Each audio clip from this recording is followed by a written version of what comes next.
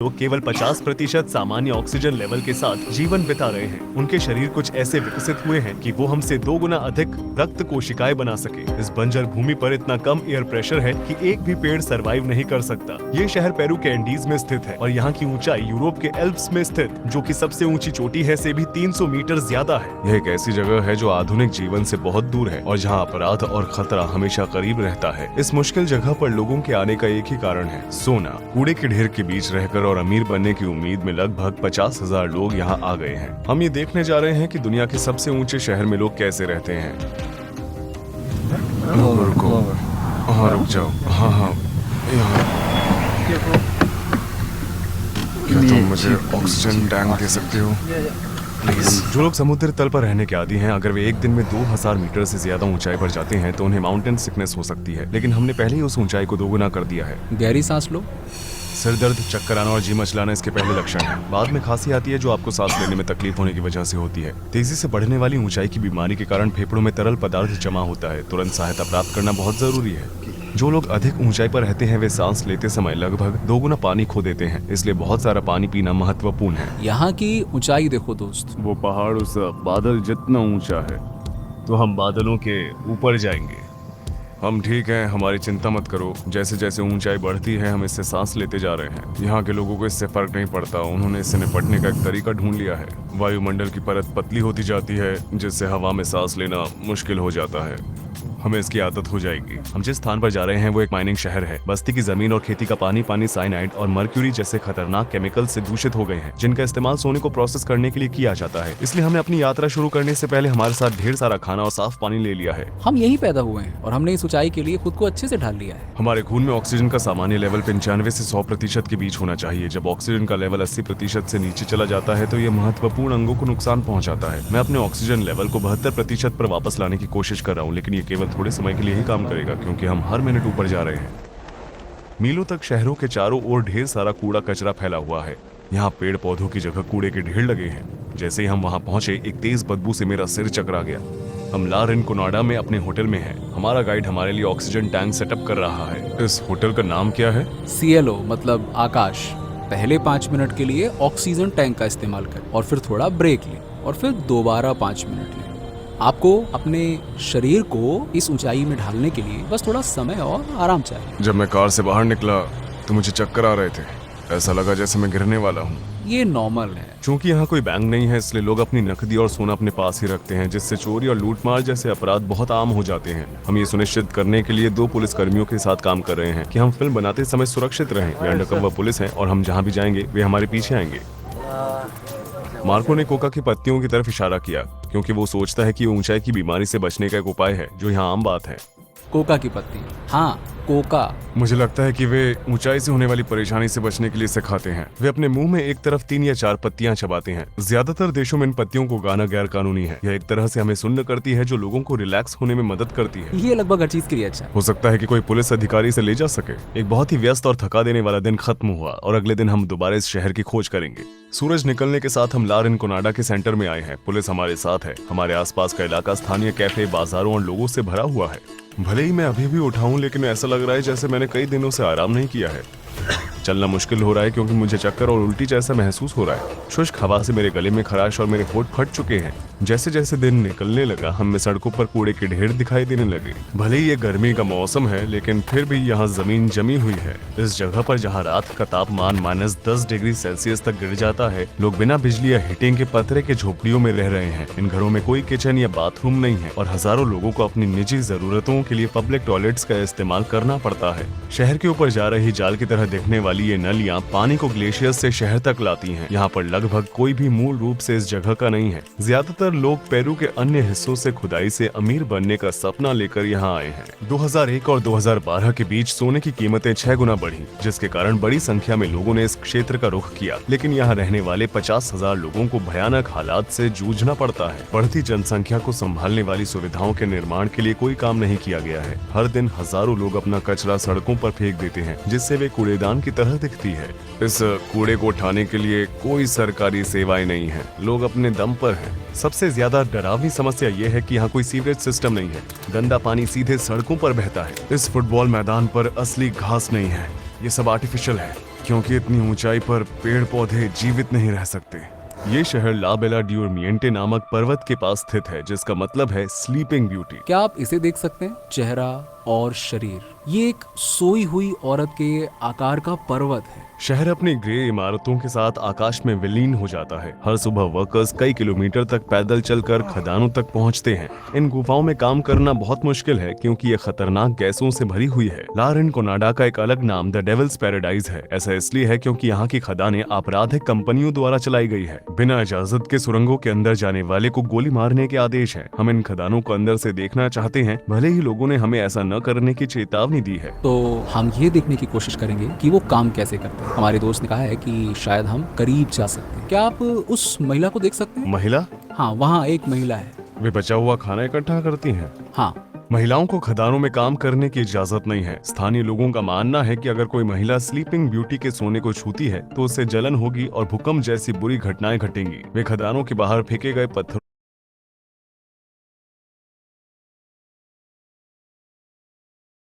में सोना खोजकर अपनी रोजी रोटी कमाती हैं। पहाड़ पर सोना खोज रहे बच्चों के गालों पर फ्रॉस्ट बाइट के निशान देखे जा सकते हैं। विदेशी होने के कारण बहुत से लोग हमारी तरफ आकर्षित हो रहे हैं। मैंने सुरंगों के अंदर का फुटेज कैप्चर करने के लिए मार्को को अपना फोन दे दिया। खदान के पास सूखे फूलों, फलों और शराब की बोतलों से सजी ये पहाड़ी देवताओं की मूर्तियां हैं। वर्कर्स यहाँ दुर्घटनाओं से रक्षा करने और सोना खोजने में कामयाब होने की प्रार्थना करने आते हैं। यहाँ विस्फोट, छत के ढहने और गैस विषाक्तता जैसी घटनाएं उन्नत देशों की तुलना में लगभग 25 गुना अधिक बार होती है। अगर किसी वर्कर की मौत हो जाती है तो कंपनी इसकी भरपाई के लिए लगभग $600 देती है। ला रिनकोनाडा में सामान्य वेतन जैसी कोई चीज नहीं है। यहाँ आज भी कैचोरियो नाम का एक पुराना और अवैध तरीका इस्तेमाल किया जाता है। वर्कर्स पूरे 1 महीने तक कंपनी के लिए बिना वेतन के काम करते हैं। वे अपने लिए काम करते हैं और इस दिन उन्हें जो भी सोना मिलता है वो उसे अपने साथ ले जा सकते हैं। वे बहुत सारा पैसा कमा सकते हैं या मुफ्त में भी काम कर सकते हैं। ये इस बात पर निर्भर करता है कि कैचोरियो का दिन कितना अच्छा बीतता है। देखा जाए तो उनकी आय उनके भाग्य पर निर्धारित होती है। कुछ माइनर्स अच्छे दिखने वाले पत्थरों को छिपा लेते हैं या कैचोरियो दिन तक किसी गुप्त स्थान पर छिपा कर रखते हैं। मेरा ऑक्सीजन लेवल अब 65% है, जो नॉर्मल से काफी कम है। मैं ज्यादा सांस ले रहा हूँ और मेरी हार्ट रेट 120 से ज्यादा हो गई है, जबकि यह 80 और 100 के बीच होनी चाहिए। अभी एक स्थानीय व्यक्ति उसका ऑक्सीजन लेवल चेक कर रहा है। उसके परिणाम मेरे परिणामों से कहीं बेहतर है। 82% ऑक्सीजन और 97 की हृदय गति। मैं अब और बर्दाश्त नहीं कर सकता। मैं कुछ ऑक्सीजन लेने के लिए होटल वापस जा रहा हूँ। मैंने गर्म रहने के लिए अपना कोट पहन रखा है क्योंकि वहाँ कोई हीटिंग नहीं है। अब हमें शहर के खतरनाक नाइट लाइफ का पता लगाने और कुछ माइनस से बात करने के लिए कुछ घंटे इंतजार करना होगा। आराम करते हुए मैं आपको सोने की असली कीमत के बारे में बताना चाहता हूँ। 8 ग्राम की सोने की अंगूठी तैयार करते समय लगभग 20 टन कचरा तैयार होता है। पहाड़ की चोटी पर सोने के लिए निकाले गए पत्थरों से एक एसिड माइन झील तैयार हुई है। आयरन सल्फेट से भरपूर ये पत्थर पानी और हवा के संपर्क में आने पर ऑक्सीडाइज हो जाते हैं, जिसके कारण ऐसा गहरा लाल रंग मिलता है। झील के किनारे रहने वाले लोग मर्क्यूरी और साइनाइड से दूषित पानी में अपनी फसलें उगाते हैं और अपने जानवरों को पालते हैं।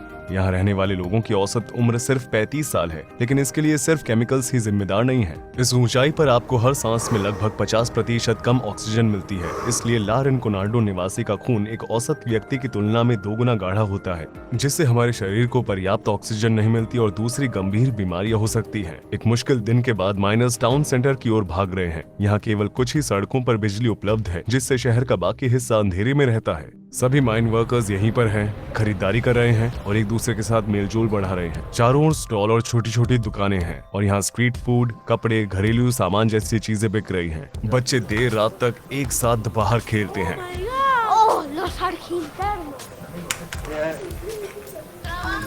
उसकी क्या उम्र है? 12। हे, क्या यहाँ सिर्फ एक ही स्कूल है? हाँ, स्कूल कितना बड़ा है? ज्यादा बड़ा नहीं है। क्या वहाँ कॉलेज है? नहीं, कॉलेज नहीं है। आगे की पढ़ाई के लिए जाना होगा पूनो या जूलिया। अगर वे नहीं गए तो क्या होगा? क्या वे भी खदानों में काम करना शुरू कर देंगे? हाँ, आप देख सकते हैं यहाँ पर लोग सोने के बदले में सोलिस लेने आते हैं, जो इस देश की मुद्रा है। अभी हम दूसरे एक्सचेंज ऑफिस में हैं। लुटेरों और हमलावरों से बचने के लिए इन्होंने काउंटर के सामने लोहे की सलाखें लगाई हैं। अब हम देखेंगे कि वे सोने को कैसे कन्वर्ट करते हैं। मुझे थोड़ी सांस लेने दो यार। आप जो टुकड़ा देख रहे हैं वो एक वर्कर की पूरे महीने की मेहनत का नतीजा है। अभी सोना मर्क्यूरी के साथ मिला हुआ है और दोनों धातुओं को अलग करने के लिए ब्लो टॉर्च का इस्तेमाल किया जाएगा। 1 ग्राम सोने के लिए लगभग 2 ग्राम मर्क्यूरी हवा में मिल जाती है। इस काम को करने का सबसे कठिन हिस्सा क्या है?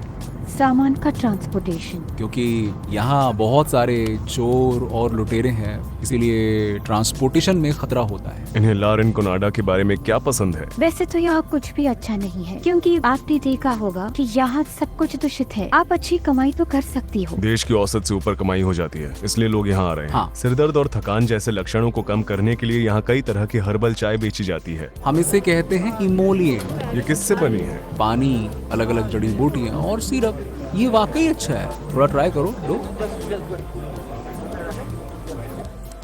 ये भारी है, इसे पीना बहुत मुश्किल है। हम ज्यादा दूर नहीं जा सकते, ये सुरक्षित नहीं है। आगे ना तो बिजली है ना ही रोशनी, तो यहीं रुक जाना बेहतर है। ज्यादातर माइनर्स अपनी मेहनत की कमाई इन सड़कों पर शराब और नाइट लाइफ में खर्च करते हैं। अगर रहने और काम करने की परिस्थितियां किसी व्यक्ति को नहीं मारती हैं, तो चाकू या एड्स मार देता है। लारेन कोनाडा में नाइट क्लब सबसे खतरनाक स्थान है। इस सड़क पर माइन वर्कर्स के लिए बार, नाइट क्लब और वैश्यावृत्ति के विकल्प हैं। हम लारेन कोनाडा के सेंटर में हैं, जो मानव तस्करी, डकैती और हत्या का मुख्य स्थान है। आप वहाँ देख सकते हैं, वो वहाँ पे एक महिला फूल बेच रही है। बहुत से लोग यहाँ महिलाओं के लिए गुलाब के फूल खरीदते रहते हैं। पूनो पुलिस के अनुसार इस शहर में लगभग 2500 कम उम्र की लड़कियों का शोषण किया जा रहा है। शहर में केवल एक पुलिस स्टेशन है और पेरू सरकार इन अपराधों से निपटने के लिए कोई प्रयास नहीं कर रही है। क्या यहाँ कोई जेल है? नहीं, यहाँ एक छोटी जगह है जिसे हम कैला बोजो कहते हैं। छोटी सी जगह है। शहर में कोई अस्पताल तो होगा, है ना? हाँ, छोटा, एक बहुत छोटा क्लिनिक है, लेकिन उसमें सिर्फ 2 या 3 कमरे हैं। अब हम एक माइनर से मिल रहे हैं जो 12 सालों से लारेन कोनाडा में काम कर रहा है। वो शहर के एकमात्र जिम का मालिक भी है। दिन भर की कड़ी मेहनत के बाद कुछ माइनर्स अपना पसीना बहाना जारी रखते हैं। रामिरो खुशकिस्मत माइनर्स में से एक है। आपको अब तक मिला हुआ सोने का सबसे बड़ा टुकड़ा कितने ग्राम का था? 200 ग्राम।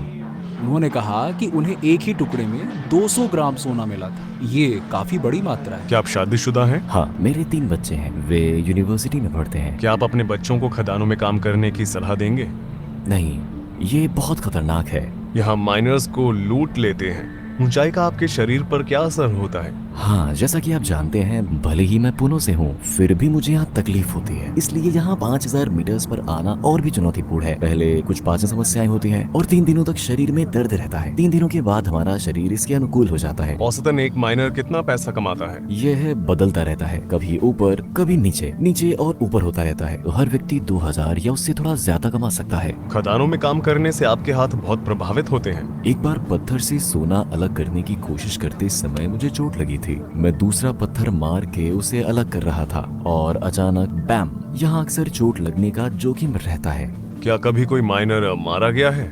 यह अक्सर होता रहता है। लोग कहते हैं कि खदानें मजबूत लोगों के लिए है, हालांकि उनका मतलब सिर्फ मांसपेशियों की ताकत से नहीं है। मुख्य रूप से ये मानसिक शक्ति, लचीलेपन, महारत और ऊंचाई पर सोच पाने के बारे में है। ये इतना आसान नहीं है। हम समुद्र तल से 5000 मीटर ऊपर हैं। भले ही लारेन कोनाडा आने और सोने का एक बड़ा टुकड़ा खोजने का सपना बाहर से आकर्षक लगता है, लेकिन ज्यादातर माइनर्स और उनके परिवार कभी भी वो दौलत हासिल नहीं कर पाते जो वे चाहते हैं। पेरू सरकार सोने की खदानों में अवैध कारोबार और वर्कर्स के साथ हो रहे दुर्व्यवहार के बारे में सालों से चुप है। इन सभी स्थितियों के बावजूद लोग दुनिया की सबसे ऊंची बस्ती में बेहतर जीवन का मौका तलाशते रहते हैं। देखने के लिए धन्यवाद। सब्सक्राइब करना न भूलें ताकि आप नई डॉक्यूमेंट्रीज को मिस न करें। अगले वीडियो में मिलते हैं। रूही चैनत यहाँ पर था।